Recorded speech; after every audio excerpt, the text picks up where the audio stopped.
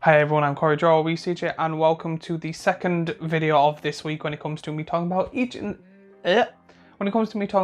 individual deck that came out in March of the Machines. So if you don't know, I will not be going through the deck in its entirety. I'll be going through each section, so like the creatures, artifacts, instant sorceries and all of that, giving the new cards that I know that are coming out, and then giving my honorable mention. So if there's like, we'll say 20 creatures, I'll only mention 3 to 5, depending if there is 3 to 5 to mention, and then I'll be giving my thoughts and opinions of the entire deck at the very end. So let's get right into the video.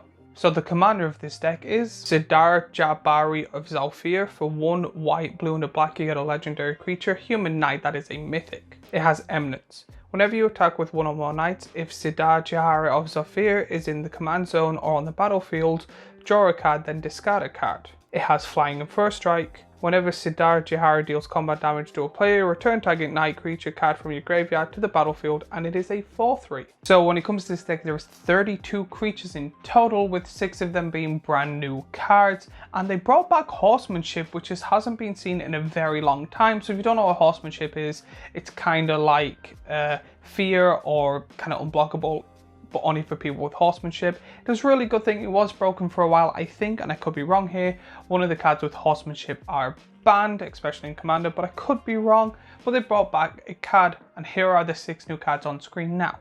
Elendra and Azor. For 3 white, blue and a black, you get a legendary creature, Vampire Knight Sphinx, that is a mythic. It has Flying Award 2. Whenever Eldred and Ezra attacks, you may pay X, white, blue and a black. If you do, draw X cards. At the beginning of each end step, you may pay 4 life. If you do, create a number of 1/1 black Vampire Knight creature tokens with lifelink equal to the number of cards you've drawn this turn, and it is a 6/6. Voldemort Wave Knight. For 2 white and a blue, you get a creature Merfolk Knight that is a rare. Whenever you draw a card, put a 1/1 counter on each other Merfolk and or Knight you control, and it is a 3/3. Zerek Strobe Knight. For 2 and a blue, you get a creature Human Knight that is an uncommon. It has flying and vigilance. It has tap. Create a 2/2 white and blue knight creature token with vigilance. Activate only if you have cast 2 or more spells this turn, and it is a 2/2. Herald of Hoofbeats. For 3 and a blue, you get a creature human knight that is a rare. It has horsemanship. Other knights you control have horsemanship, and it is a 3/3. Exsanguinate Turcut Cavalier. For 2 and a black, you get a creature Vampire Knight that is a rare. It has menace and lifelink. Whenever a knight you control deals combat damage to a player, put a 1/1 counter on that creature and create a blood token, and it is a 2/3. Loth Vein Lancer. For 4 and a black, you get a creature human knight that is a rare. It has menace. Whenever a non-token knight you control dies, each opponent loses 1 life and you draw a card, and it is a 5/5. When it comes to normal creatures, there was only 5 in total that I actually thought were interesting would pop out, because even though there are a lot of cards in this deck, I found that the creatures were like good. So I thought I would just mention these 5 now. Vona Butcher of Megan, Knight of the White Orchid, Ardlin Resplendent Cather, Knight Exemplar, Hero of Bladehold. So if you didn't see in the previous video, there is 110 cards, not your standard 100, because they added 10 planes, and planes can be a completely separate video. So if you don't know and want me to do a video on planes and how they work, let me know in the comments down below. But here are the 10 planes you get in this deck. Aini Hearn, Lejara, Mutual Epiphany, Orochel Connolly, Palino, Shokenzen, the Caldaya, Trunga Jungle, Turi Island, Unyaro. When it comes to this deck, there are 7 sorceries in total, but a lot of them are not the best. There's 3 honorable mentions and then a new one, so I'll go over the 3 honorable mentions one now. Time Wipe, Distant Melody, Promise of Loyalty, and then the new sorcery of the deck is Path of Enigma. For 4 and a blue, you get a sorcery that is a rare. Target player draws 4 cards. It has Will of the Planeswalker. Starting with you, each player votes Planeswalker or Chaos. If Planeswalker gets more votes, Planeswalk. If Chaos gets more votes, or it's a tie, Chaos inserts.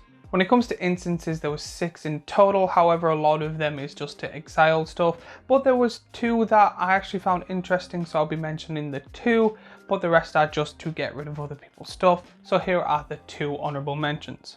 Pull from Tomorrow, Unbreakable Formation.